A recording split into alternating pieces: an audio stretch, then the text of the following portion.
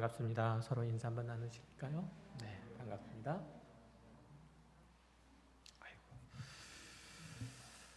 자, 말씀 함께 나누도록 하겠습니다. 갈릴리 바닷가에서 갈릴리 빈들에서 떡과 그리고 물고기로 배부르게 먹었던 유대 군중들은 예수를 찾아서 이제 갈릴리에 있는 가버나움까지 옵니다. 유대에 있는 가버나움까지 오는데요. 거기서 예수님을 본 무리들은 한편으로는 반갑고 또 다른 한편으로는 의아하게 생각해서 선생이여 언제 여기에 오셨습니까? 라고 묻습니다. 그들은 예수님이 제자들이 탄 배에 오르지 않으신 줄 알고 있었기 때문에 이 질문을 한 것이죠. 예수님께서는 그들의 질문에 대답하지 않으시고 오히려 그들이 예수님을 찾는 동기가 헛되고 가치 없음을 지적하시죠. 요한복음 6장 26절, 오늘 본문에서는 읽지 않았지만 26절 이하에서 이렇게 따끔하게 말씀하십니다. 예수께서 대답하여 이르시되 내가 진실로 너희에게 이르노니 너희가 나를 찾는 까닭은 표적을 본 까닭이 아니요 떡을 먹고 배부른 까닭이로다. 썩을 양식을 위하여 일하지 말고 영생하도록 있는 양식을 위하여 하라. 이 양식은 인자가 너에게 주리니 인자는 아버지 하나님께서 인치신 자니라. 유대 군중들은 어떻게 해서든지 예수님을 임금으로 삼으면 다른 나라의 지배를 받지 않고 먹을 걱정도 없이 편안히 살 수 있겠다고 판단을 했던 거죠. 당시에 로마 지역의 황제는 로마 시민들에게 식량을 때때로는 무료로 나눠주기도 했기 때문에 어쩌면 유대인들은 그 로마의 황제 같은 메시아를 기대했는지도 모르겠습니다. 이 주님은 그들을 호되게 꾸짖으시면서 이렇게 말씀하시죠. 썩을 양식을 위하여 일하지 말고 영생하도록 있는 양식을 위하여 하라 라는 거예요. 그러면 영생하도록 있는, 쉽게 풀어서 설명하면 영원토록 남아있을 양식은 뭘까요? 그것은 문자적으로 말하면 먹는 양식이 아니고 영적인 양식을 말할 건데 그것을 위해서 일한다는 것은 또 뭘 의미할까요? 여기에 나오는 28절을 보면 그 힌트를 얻을 수 있는데 거기에 이렇게 나와 있습니다. 그들이 묻되 우리가 어떻게 하여야 하나님의 일을 할 수 있습니까? 라고 하나님의 일을 할 수 일을 하오리까? 라고 질문하는 것들을 보면 유대인들은 영적인 양식, 영원토록 있을 양식을 위해서 일한다는 것은 곧 하나님을 일을 한다는 것과 동일한 의미로 이해하고 있는 것을 알 수 있죠. 이해가 되시죠? 자, 그리고 이제 29절에 나오는 29절에 이렇게 말씀하세요. 예수께서 대답하여 이르시되 하나님께서 보내신 일을 믿는 것이 하나님의 일이다라고 말씀하시죠.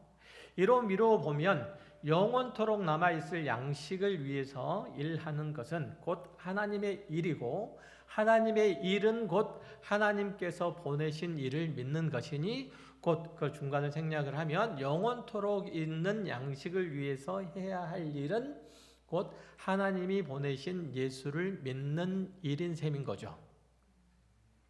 그러면 지금 예수를 믿는 우리에게는 이 본문의 말씀이 그렇게 큰 의미로 또 가치로 다가오지 않을 수 있어요. 우리들에게 별 상관이 없는 얘기일 수도 있다는 거죠. 우리는 이 구절을 두고 고민할 필요가 없잖아요. 여기에 있는 우리 모두는 다 예수를 믿습니다라고 고백을 하고 있고 그 교의를 기본적으로 알고 있고 또 수용하고 있기 때문이죠. 그러나 당시 유대인들에게 있어서 예수를 믿는다라는 것은 우리가 생각하는 것만큼 간단한 일은 아니었어요. 그래서 유대인들은 요한복음 6장 30절에서 이렇게 묻죠. 그들이 묻되 그러면 우리가 보고 당신을 믿도록 행하시는 표적이 무엇이니까? 하시는 일이 무엇이니까? 유대 군중들은 이미 오병이어의 기적을 경험한 후였어요. 그런데도 그들은 또 표적을 구하죠. 그것은 구약 성경 여러 곳에 말세 하나님께서 당신의 사자 곧 메시아를 보낼 것이라고 약속을 하고 있고, 그 메시아는 메시아로서의 일을 할 거라고 그렇게 그들이 믿었고 기대했기 때문이죠. 말라기 3장에서 3장 1절에 보면 이렇게 약속하고 계세요. 만군의 여호와가 이르노라. 보라, 내가 내 사자를 보내리니 그가 내 앞에서 길을 준비할 것이요 또 너희가 구하는 바 주가 갑자기 그의 성전에 임하시리니 곧 너희가 사모하는 바 언약의 사자가 임하실 것이라. 여기 등장하는 언약의 사자는 하나님께서 아브라함과 이삭과 야곱을 통해서 약속하신 그 언약을 이루어내실 메시아인 거죠. 예수님께서 그 언약을 이루실 메시아라면 그에 합당한 증거가, 그에 합당한 기적이 있어야 되지 않겠느냐라는 뜻이에요. 물론 지난 날들에 자신들은 배불리 먹기는 했지만 그것이 일회성으로 끝날 일이 아니라 지속적으로 이루어져야 할 거라고 말하고 있는 셈이에요. 그래서 31절에 보면 기록된 바 하늘에서 그들에게 떡을 주어 먹게 하였다 함과 같이 우리 조상들은 광야에서 만나를 먹었나이다.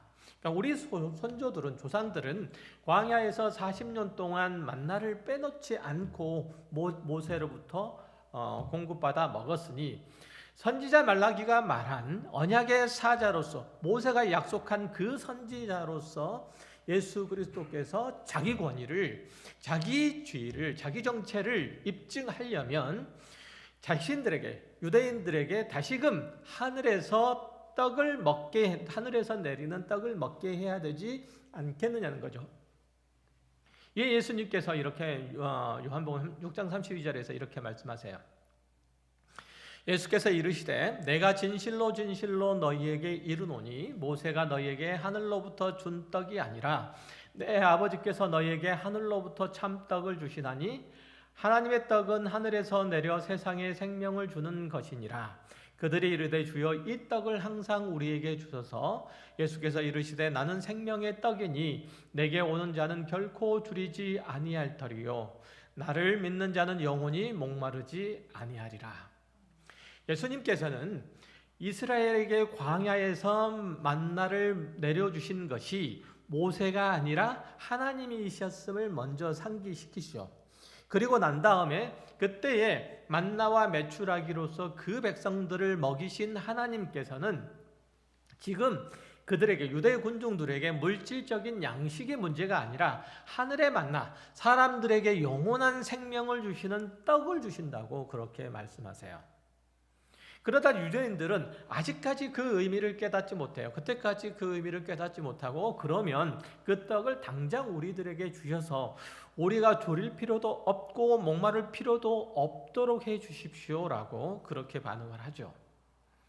주님께서는 바로 내가 그 생명의 떡이다라는 논지를 계속 이어가지만 결국 이들은 알아듣지 못하고 예수님을 메시아, 그리스도로 받아들이기를 끝까지 거부를 하죠. 생명의 떡 강화의 이 마지막 부분인 요한복음 6장 52절에서 유대인들은 하나님의 구원과 생명이신 예수께 대하여 이런 1차적인 굉장히 단선적이고 감각적인 그런 이제 이해들만 드러낼 뿐이에요. 이렇게 얘기하죠. 그러므로 유대인들이 서로 다투어 이르되 이 사람이 어찌 능히 자기 살을 우리에게 주어 먹게 하겠느냐.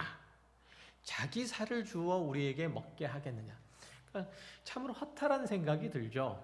다른 한편으로는 그래도 명색이 우리보다 훨씬 더 성경도 많이 알고 하나님께 대한 이해도 깊을 것 같은 유대인들이 헛발질하는 것들이 좀 이해도 안 될 수가 있어요.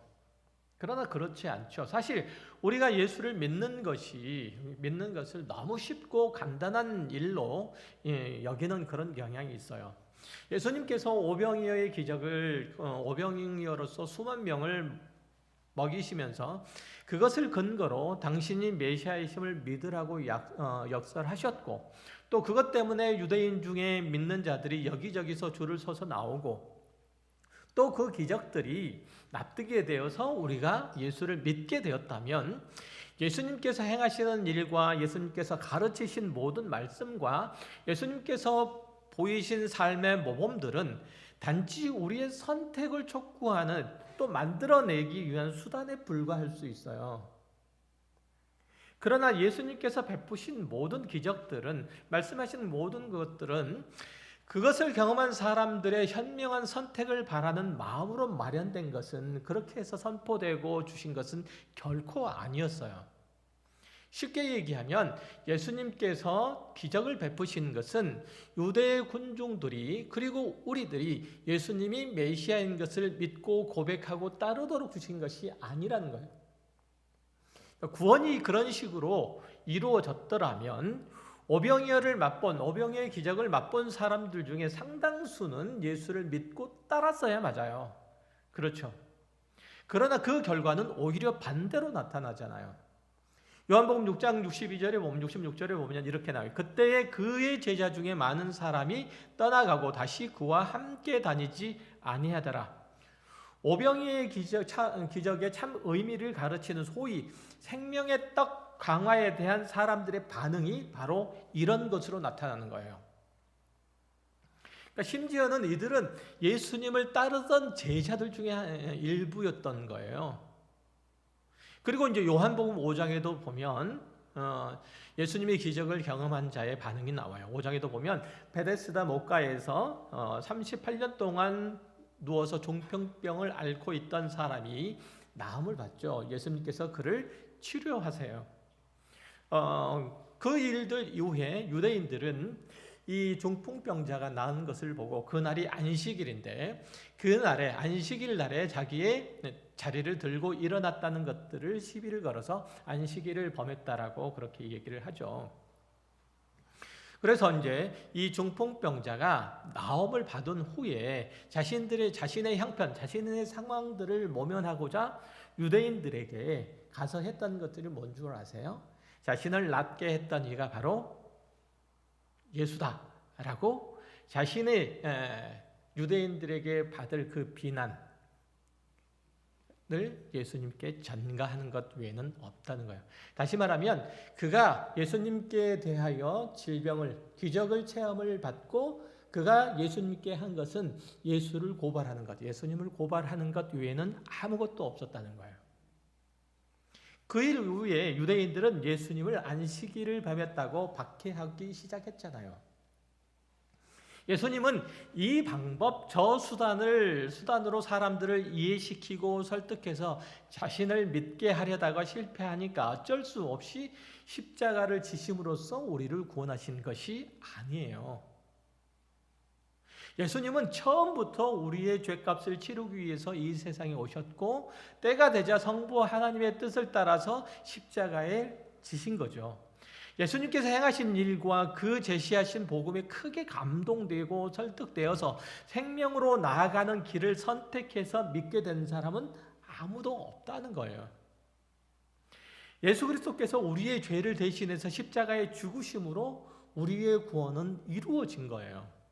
하나님께서 우리의 죄값을 대신 치르기 위해서 독생자를 주신 것만이 우리의 속죄와 구원의 유일한 원인이 돼요. 다른 것으로는 원인이 될 수 없어요.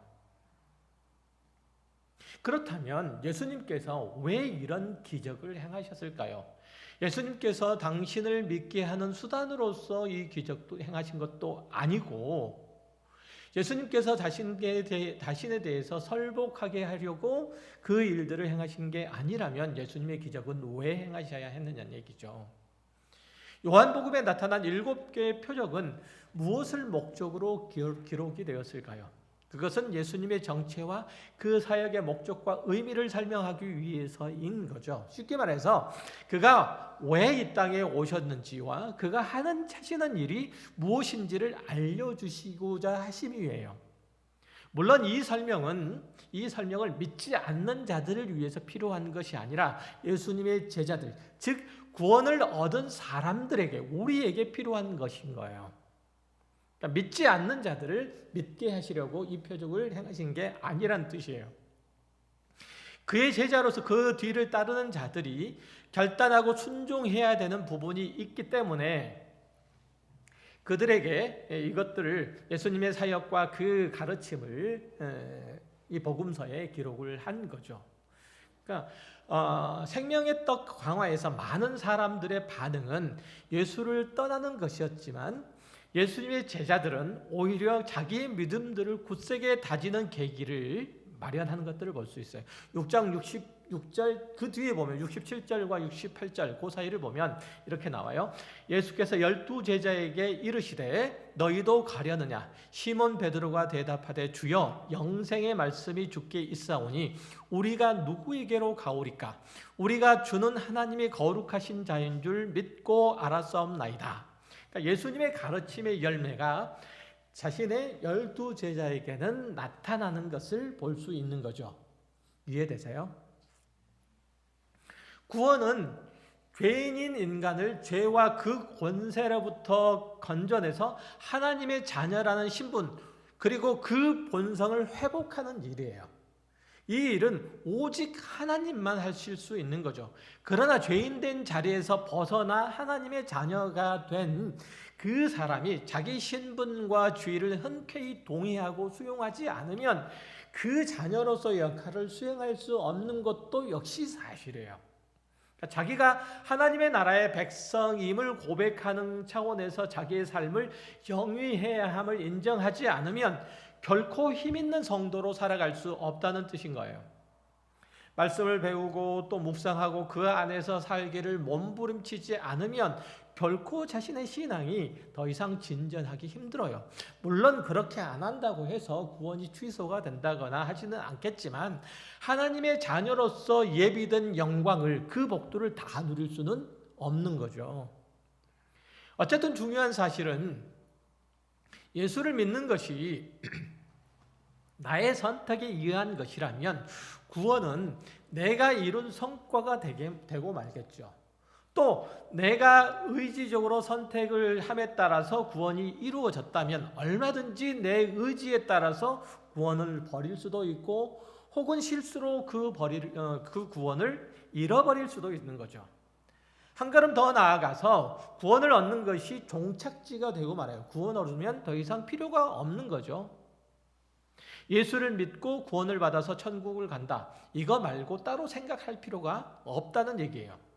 하지만 하나님이 예수 그리스도를 통해서 우리의 구원을 이루었다면 우리가 그 구원을 확인하는 순간부터 하나님의 백성으로서 하나님의 나라의 백성으로서 우리의 신앙 인생이 그때부터 출발을 하는 거예요. 왜냐하면 특히 신약 성경은 하나님의 나라와 그의 윤리, 가치와 목적, 그 나라를 살아가는 사람들의 영광과 승리를 말하고 있기 때문에 그래요. 그러니까 성경이 얘기할 때 하나님께서 우리들에게 구원을 허락하셨는데 그 구원은 성도들의 종착지가 아니라 성도들이 하나님의 나라의 백성으로서의 삶을 살아가는 출발점, 그 시작점이라고 얘기를 하고 있기 때문에 그런 거예요. 다시 말씀을 드리지만 구원은 하나님이 우리에게 기적을 경험시켜서 우리를 감동케 하고 그리고 설득하시는 작업이 아니라 하나님께서 우리를 예수 그리스도를 통해서 세상에서 꺼내서 하나님의 나라로 옮겨놓는 일이에요. 지금까지 지나오면서 요한복음을 지나오면서 확인해 보았던 구원의 성격을 대강 살펴봐도 그 사실을 분명히 알 수 있죠. 요한복음 서론에는 예수 그리스도의 신성 그리고 그분에 대한 세상의 반응이 나타나 있죠.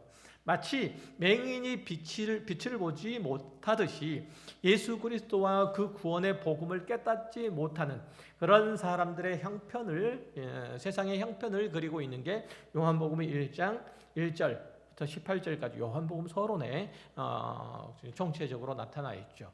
그리고 이 장에는 가나의 혼인잔치의 표적이 기록되어 있는데 한참 혼인잔치에 흥이 돋우어질 무렵에 소리 떨어지고 말죠. 정말 당황스럽고 난감한 상황이 된 거죠. 연회장도 신랑의 부모도 어떻게 할 수 없는 상황에서 예수님께서 오셔서 물로 포도주를 만드시고 그 잔치의 기쁨을 회복하세요. 흔히 혼인잔치는 장차 천국에서 이루어질 그 잔치를 그 설명을 할 때 비유적으로 사용하는 건데, 예수님께서 그 잔치를 재개하신다는 것은 그분만이 우리의 구원이 되시며 그분만이 우리를 천국 잔치에 초대하실 유일한 분이심을 확인해 주시는 그 표적으로 가나의 혼인 잔치가 지금 등장을 한 거죠. 그런데 그 혼인 잔치 가운데서 이루어진 그 물로 포도주를 만드신 그 기적을 누가 알아요? 어머니 마리아와 하인들과 제자들, 이밖에 없었던 거죠. 누가 예수께서 그리스도이심을 깨우치나요? 제자들만 믿게 되는 거죠. 그리고 요한복음 3장에는 유대의 관원들과 바리새인인 니고데모가 예수님께 찾아와서 천국의 비밀스러운 일들을 물어요. 그러나 그는 결국 그가 거듭남과 구원에 대해서 전혀 깨닫지 못하고 그리고 믿지 못하죠. 그의 능력, 지식, 권세 그 어느 것도 그가 하나님의 나라의 백성이 되는데 도움을 주지 못해요. 결국 그는 빈손으로 돌아가는데 요한복음 3장 5절에서는 예수님께서 그에게 하신 말씀이 그 구원에 대한 분명한 한 가지 사실들을 말해줘요. 이렇게 되어 있어요. 예수께서 대답하시되 진실로 진실로 내게 이르노니 사람이 물과 성령으로 나지 아니하면 하나님의 나라에 들어갈 수 없느니라.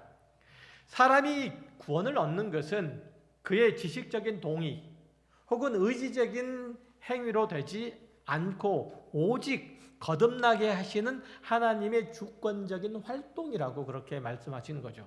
그러니까 사람의 지식이나 능력으로는 결단코 구원이 불가능하다는 것을 말하려고 유능하고 열성적인 유대의 종교 지도자인 관원인 니고데모를 제시를 한 거예요. 과연 그러면 누가 구원을 얻을 수 있단 말이냐? 이 질문을 대답해 주려고 요한복음 4장에 사마리아 여인이 등장을 하잖아요. 그녀는 전장에 나와 있는 3장에 나와 있는 니고데모와 정반대의 인물이에요. 니고데모는 사람이 자기의 능력이나 지위나 성품이나 지식으로 구원을 얻는다면 그 첫 번째로 그것을 이룰 인물이고, 반대로 이 사마리아 여인은 맨 마지막에 구원을 자기의 힘으로는 이룰 수 있는 가능성이 전혀 없는 인물로 등장을 해요. 그러나 그 구원이 예수님께서 주시는 선물이었기에 남편이 5이나 있었던 그 여자가 하나님의 자녀가 될 수 있었던 거죠. 니고데모는 빈손으로 돌아간 반면에 이 사마리아 여인은 구원이 그와 그의 마을 가운데 임했던 거죠. 요한복음 5장에 보면 베데스다 목가에서 물이 움직이기를 기다리는 이제 38년 된 병자가 예수님께 병 고침을 받는 기적이 기록되어 있죠. 자기 병을 고치기 위해서 그 병자가 할 수 있는 일들은 아무것도 없었어요. 그저 자기 몸을 가눌 수 없었기에, 자기의 힘으로 물에 움직일 때 못에 들어갈 수 없었기에, 또 다른 방법으로 그가 병을 나을 수 있는 방법이 없었기에 그는 넋놓고 있을 수밖에 없었던 거죠. 이 사건은 인간이 자기를 위해서, 자기 구원을 위해서 할 수 있는 것들은 없고 최소한의 어떤 조치도 할 수 없는, 심지어는 그가 받은 구원의 진정한 가치와 목적조차도 제대로 알지 못한다고 그렇게 고발하고 있는 내용이에요. 오직 예수 그리스도만 우리의 구원의 시작이시고 이끌어 가시는 분이시고 완성하시는 분이심을 말하고 있는 거예요. 다시 말씀을 드리지만 요한복음 전반부의 핵심 메시지는 구원이 인간의 능력이나 열심으로 이루어지는 것이 아니라 오직 하나님께서 예수 그리스도를 통해서 베푸시는 은혜의 선물임을 말씀하고 있는 거예요. 그러니 예수 그리스도만 선택하고 붙잡으라는 그런 권면이 아니에요. 우리는 스스로 선택할 수 있는 존재가 아니므로 그 구원은 우리 손에 달려 있지 않고 오직 예수 그리스도께 있음을 거듭 가르치는 대목인 거죠. 다른 데 가서도 구원을 얻을 수 없다라고 얘기를 해요. 사도행전 4장 12절에 이렇게 말씀하시잖아요. 다른 이로서는 구원을 받을 수 없나니 천하 사람 중에 구원을 받을 만한 다른 이름을 우리에게 주신 일이 없음이라 하였더라. 이렇게 선언한 것도 오직 예수 그리스도의 십자가만 우리를 구원의 길로 인도하는 유일한 도구, 유일한 기름을 아주 분명하게 얘기를 하고 있는 거죠. 예수 그리스도께서 흘리신 피만이 우리의 죄를 속할 뿐 아니라 예수 그리스도께서 자신을 내어주심만이 우리를 하나님의 자녀로서 그렇게 용납받게 한다라고 얘기를 하고 있다는 거예요. 예수 그리스도의 기적도 아니요, 예수 그리스도의 말씀도 아니요, 예수 그리스도의 이 땅에 살아간 삶의 족적들도 아니요, 오직 예수 그리스도께서 십자가에서 흘리신 그 피, 그 죽으심만이 우리를 하나님의 자녀로 용납케 한다는 거예요. 예수 그리스도의 이끄심이 아니면 스스로 교회에 나올 수 있는 사람은 없어요. 돈이나 건강이나 성공이 사람을 교회에 이끌거나 머물도록 하지 못해요. 교회는 오직 예수 그리스도로 인해서 구원을 얻은 이들이 모여서 그분의 생명과 진리를 공급받는 곳이에요. 다른 것을 얻으려고 교회에 나올 필요는 없다는 얘기예요. 돈이 필요한 사람은 돈을 많이 벌 수 있는 데로 가면 되고, 좋은 학교에 가고 싶으면 밤새 공부를 하면 돼요. 우리가 교회에 나올 수 있었던 것은 오직 우리를 살리시는 예수 그리스도에 의해서 이끌림을 받았기 때문에 그래요. 돈의 이끌림을 받았던 것 아니고, 명예의 이끌림 받았던 것 아니고, 지위의 이끌림을 받았던 것 아니고, 건강의 이끌림 받았던 것 아니에요. 우리 안에서 구원을 이루시는 분이 우리를 하나님 앞에 데려다 놓은 거예요. 이 자리에 두신 거라 이런 얘기죠. 어떤 사람도 스스로 예수를 믿은 사람은 없어요. 오직 하나님께서 은혜를 베푸신 그 사람만 예수 그리스도의 복음에 초대될 뿐이에요. 그런데도 사람들은 보통 자기의 인식과 경험이 구원의 시작이라고 얘기를 하죠. 예를 들면 나는 예수를 내 구주로 영접합니다. 예수님만 나의 생명이고 진리이시며 구원이신 줄 믿습니다. 이 고백을 하는 순간 자기가 거듭났다. 이 순간을 거듭난 때, 구원을 받은 때라고 그렇게 여기죠. 그러니 자기가 예수를 선택해서 믿었다고 여길 수밖에 없는 거예요. 그렇지 않고 성령 하나님께서 죽은 한 사람의 영혼 가운데 찾아가셔서 그의 눈을 뜨게 하시고 그의 생명을 공급하시고 그의 죽은 영혼을 살리시고 진리를 보게 하시고 구원을 허락하셔서 그가 예수를 믿게 된 거예요. 여러분들이 예수를 선택하신 것이 아니라 하나님께서 여러분을 선택하셔서 예수 그리스도를 여러분을 위해서 대신 주셔서 여러분들을 하나님의 자녀로 삼으신 거예요. 본문 33절로 돌아가 볼게요. 하나님의 떡은 하늘에서 내려 세상에 생명을 주는 것이니라. 그들이 이르되 주여 이 떡을 항상 우리에게 주소서. 예수께서 이르시되 나는 생명의 떡이니 내게 오는 자는 결코 줄이지 아니할 터이요 나를 믿는 자는 영원히 목마르지 아니하리라. 유대의 군중들은 예수가 메시아라면 모세가 광야에 이스라엘에게 만나를 공급한 것처럼 자기들에게도 하늘에서 떡을 내려달라고 요구를 하죠. 그러나 예수께서는 당신 자신이 하나님께서 주신 생명의 떡이라고 말씀하세요. 모든 사람의 생명의 원천은 오직 하늘 하나님께 있음을 말씀한 거예요. 그러나 그들이 이 말씀을 전혀 이해하지 못하고 주여 이 떡을 항상 우리에게 주셔서라고 반응을 하죠. 이 반응은 마치 수가성의 여자가 예수님께 물을 달라고 했을 때 표현하고 똑같아요. 요한복음 4장 14절에 보면 이렇게 나와요. 내가 주는 물을 마시는 자는 영원히 목마르지 아니하리니 내가 주는 물은 그 속에서 영생하도록 솟아나는 샘물이 되리라. 여자가 이르되 주여 그런 물을 내게 주사 목마르지도 않고 또 여기 물 길러 오지 않게 하옵소서라고 얘기하죠. 그러니까 무엇인지도 모르고 생명의 물을 구하는 수가성 여인의 모습에서 무엇인지도 모르고 생명의 떡을 구하는 유대 군중들이 서로 오버랩되잖아요. 그러나 수가성 여자에게 예수님이 내가 그리스도다라고 말했을 때 그 여자는 믿음의 내용으로 실제로 수용되었지만 그 예수님의 말씀이 수용됐지만 유대의 군중들은 그가 요셉의 아들 예수가 아니냐라는 요셉의 아들 예수가 아니냐라는 수군거림만 나왔던 거예요. 왜 이런 상반된 결과가 생겼을까요? 만약 예수님의 말씀으로 이 일들이 구원이 이루어졌다면 수가성 여자와 마찬가지로 유대 군중들도 구원을 얻었어야 맞아요. 예수를 그리스도로 고백했어야 맞잖아요. 그렇죠? 아니, 그들이 오병이의 기적을 맛본 사람들이기 때문에 아무런 기적을 경험하지 못한 수가성 여자보다도 훨씬 더 강하게 그리고 쉽게 믿음이 생겼어야 맞아요. 그렇죠? 그러나 그 반대의 결과가 나타난 거잖아요. 예수님이 수가성 여자에게는 친절하고 차근하게 복음을 설명을 하고 논리적으로 설득했기 때문에 그가 믿음으로 들어온 거고, 유대 군중들에게는 대강 설명해서 그들이 복음을 이해하지 못해서 구원을 얻지 못했을까요?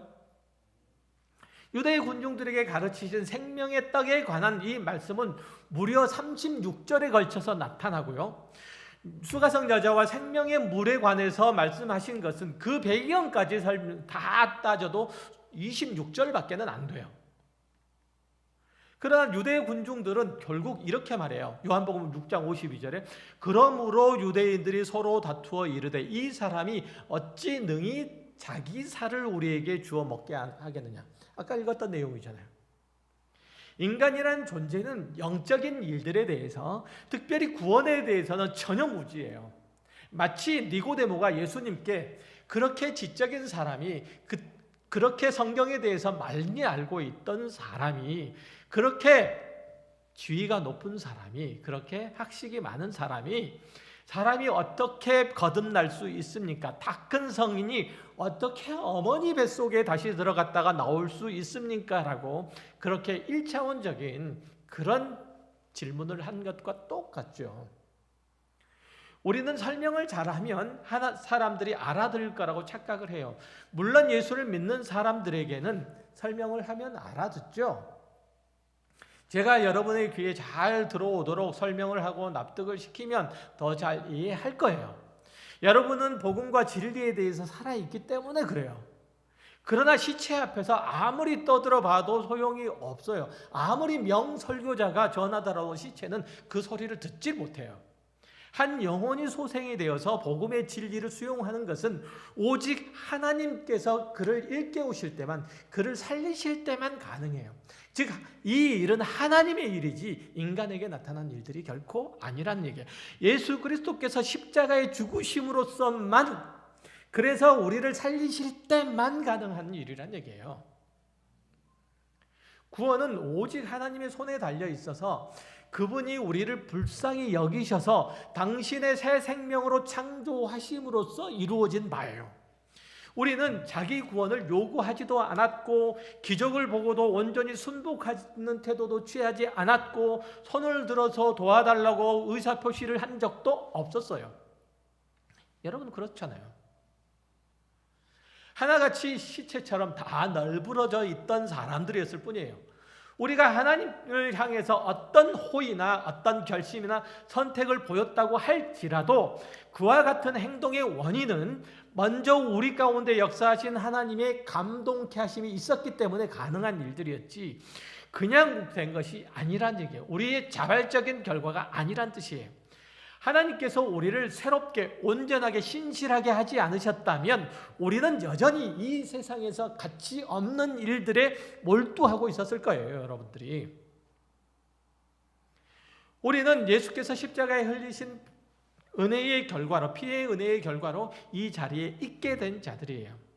그러므로 나는 예수를 믿습니다라는 이 고백은 우리의 신앙과 삶의 겸손으로 연결되어야 할 뿐더러, 또한 그 고백은 반드시 하나님의 거룩하심으로 의로우심 앞으로 나아가게 해야 하는 거예요. 앞에서 얘기했던 것처럼 하나님께 대한 진실한 믿음의 소망을 품는 대로 가야 하는 거예요. 하나님께서 기적을 통해서 죄인들을 변화시키고 기적을 통해서 믿음의 약한 자들을 붙드시리라고 그렇게 우리는 쉽게 생각하지만, 예수님은 그 기적이 사람을 근본적으로 바꿔놓은 것이 아니라 당신 자신이 많은 사람을 위한 대속물이 되심으로써만 되는 일들이라고 그렇게 말해요.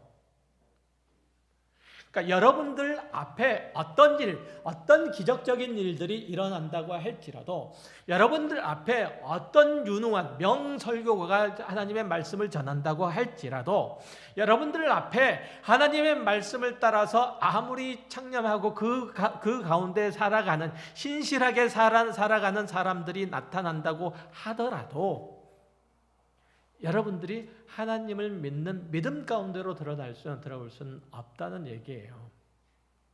오직 예수 그리스도를 통해서만 사람은 하나님 앞에 나올 수 있고, 그가 지신 십자가를 통과해서만 새 사람이 된 자만 하나님과 사귐이 있을 수 있는 거예요. 구약의 이스라엘 백성들이 하나님의 앞에 나아가려면 흠없는 어린 양의 목숨을 담보로 해야만 했듯이, 애매한 이 짐승을 잡고 그 목숨을 담보로 해야만 하나님 앞에 나아갈 수 있었듯이, 우리는 예수 그리스도를 담보로 해야만 하나님 앞으로 나아갈 수 있고, 하나님의 자녀로서의 본분을 지킬 수 있고, 하나님의 나라를 꿈꿀 수 있고, 그의 거룩하심을 담는 일들을 끝까지 멈추지 않을 수 있는 거예요. 여러분들이 예수 그리스도의 피에 잠기지 않으면, 여러분들이 예수 그리스도의 십자가를 붙들지 않으면, 여러분들이 할 수 있는 일들은, 하나님의 자녀로서 할 수 있는 일들은 아무것도 없는 거예요. 다 허망할 뿐이에요. 세상을 이기시기를 원하십니까? 예수 그리스도의 십자가를 붙잡으시기 바라요.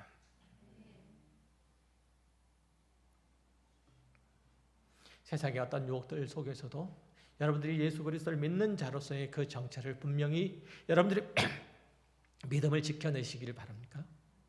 오직 예수 그리스도의 보혈, 그 안에 잠기시길 바라요.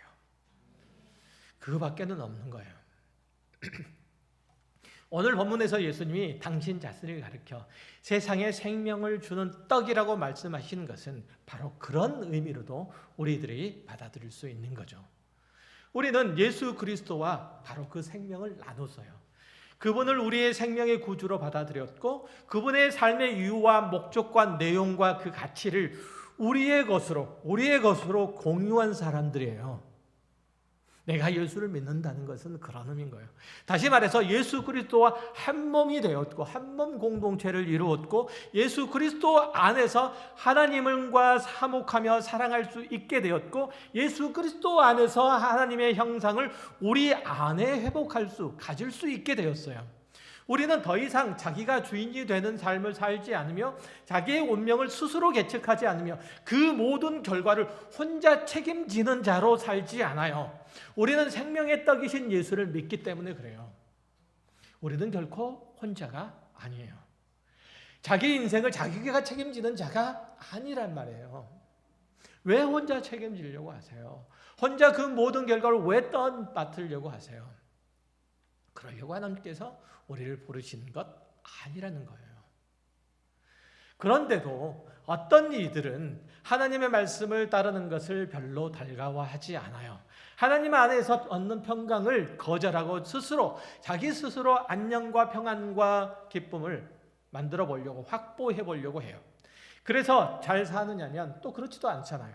늘 불안하고, 늘 불만족스럽고, 늘 초조하고, 늘 쫓기듯 살아가요. 직장을 잃을까 불안하고, 지금 있는 일들이 실패할까 봐 걱정이 되고, 건강을 잃을까 염려되고, 죽음이 죽음이라는 것이 거절할 수 없을 정도로 겁내게 되는 거죠. 온갖 두려움 속에 잠식되어 일생을 지내오면서도 두려운 것이 없노라라고 스스로 체면 걸고 살아가는 이들이 있어요. 두렵지 않는 척 해봐야 자기 속에 있는 이 불안을 영원히 내몰지는 못하고 그저 전전긍긍하죠. 그러니 나는 예수를 믿었노라, 나는 구원을 받았노라 외치면서도 기쁨이 없고 안식이 없는 거죠. 참으로 안심이 되질 않는 거예요. 예수를 믿는다는 것은 그가 십자가 위에서 죽으셨을 때 거룩하신 하나님의 요구하신 그 모든 것들을 다 이루셨고, 그래서 우리를 실제로 위협하고 병들게 하고 정죄하고 망하게 하는 것들도 다 그 십자가 위에서, 그 십자가 상에서 처리되었음을 믿는 거예요. 그것들이 잠깐 우리를 고통스럽게 할 수는 있지만 하나님께서 그 백성들에게 허락하신 영원하신 구원과 생명과 복을 못 받을 이유가 이제는 다 사라졌음을 아는 거예요. 여러분들이 걱정하는 모든 것들을 예수 그리스도께서 그 십자가상에서 다 지고 죽으신 거예요. 여러분들이 염려하는 모든 것들도요. 그래서 여러분들이 염려하고 걱정하고 두려워한 그 모든 것들이 여러분들의 운명을, 여러분의 인생을 좌우하지 못한다는 거예요. 잠깐 어떻게 할 수는 있을지는 몰라요. 고통스럽게 할 수는 있을지 모르고 힘들게 할 수는 있을지는 몰라요. 그러나 여러분들의 인생을 좌우하지 못해요. 여러분들에게 있는 영원한 생명을 빼앗아갈 수 없다니까요. 여러분들에게 하나님께서 주신 하나님의 자녀라는 그 고귀한 신분을 탈취해 갈 수가 없다니까요. 여러분들 영원히 망하게 할 수 없다니까요. 그러나 밖에 있는 사람들 보세요. 그게 끝이에요. 건강을 뺏기면 끝이고, 명예를 빼앗기면 끝이고, 또 재물을 빼앗기면 끝이에요. 그것들로 인해서 삶의 가치와 의미와 흥미와 기쁨과 낙을 잃어버리잖아요. 그래서 자신의 목숨을 그냥 내팽개치는 경우가 얼마나 많이 있습니까? 그게 우리와 다른 거죠.